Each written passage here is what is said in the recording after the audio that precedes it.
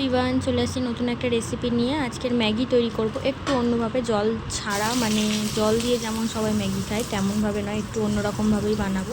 প্রথমে এর জন্য আমি তেল গরম করে একটু জিরে দিয়ে দিয়েছি, তারপরে পেঁয়াজ কুচানো দিয়ে দিয়েছি, দিয়ে ভালোভাবে এটাকে এখন নাড়বো চাড়বো যতক্ষণ না একটু নরম হবে। নুন দেবো নরম হওয়ার জন্য, নুনটা দিলে কিন্তু পেঁয়াজ তাড়াতাড়ি গলে যায়। একটু নরম মতো হয়ে গেলেই তারপরে আমি একে একে সব কিছু দেবো। যতক্ষণ না এটা নরম হবে আমি নাড়তে চাড়তে থাকবো।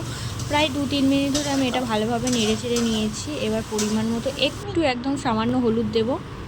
পরিমাণ মতো একটু সামান্য একদম হলুদ দিয়েছি, না কালার হলে নয়, এরকম একটু কালারটা আনার জন্য একটু সামান্য হলুদ গুঁড়ো দিয়ে দিয়েছি। দিয়ে ভালোভাবে নাড়িয়ে চাড়িয়ে নিয়েছি।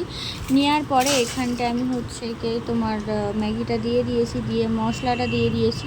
মশলার পরিমাণ এখানে তোমরা লঙ্কার গুঁড়ো ইউজ করতে পারো, ভালো লাগবে খেতে, কিন্তু যেহেতু এখানে আমার মেয়ে খাবে তো সেই জন্য আমি লঙ্কার গুঁড়ো অ্যাড করিনি। ম্যাগিটা দিয়ে ভালোভাবে এটা নাড়িয়ে চাড়িয়ে নেব যতক্ষণ একটু ভাজা ভাজা মতো হবে। হয়ে গেলেই আমি এখানটায় জলটা দিয়ে দিয়েছি, দেখতে পাচ্ছ জলটা দিয়ে দিয়েছি। পরিমাণ মতো 2 কাপ জল দিয়েছি, যেহেতু আমার এখানটায় 2টো ম্যাগি ছিল। দেখতেই পাচ্ছ জলটা দেওয়ার পরে এটা পুরোপুরি কেমন হয়ে গেছে। তো এটা ঢাকা দেবো কিছুক্ষণ ফুটে ওঠার জন্য। আর ফুটে উঠলেই তৈরি। এই দেখতেই পাচ্ছ জল শুষে গেছে, ফুটে উঠেছে। আজকে এই রেসিপি এই পর্যন্তই। আবার দেখা হবে নতুন একটা রেসিপি নিয়ে। ভালো থাকবেন, সুস্থ থাকবেন।